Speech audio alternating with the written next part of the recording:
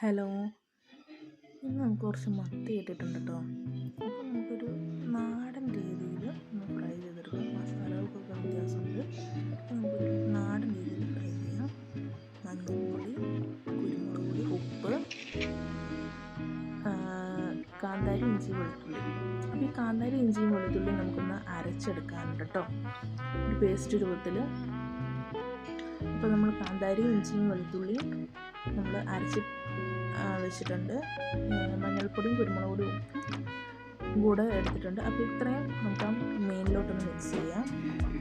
Mix ചെയ്ത് കഴിഞ്ഞിട്ട് നമുക്കൊരു 10 മിനിറ്റ് റെസ്റ്റ് ചെയ്യാൻ വേണ്ടിയിട്ട് നമുക്കൊന്ന് ഫ്രൈ ചെയ്തെടുക്കാം.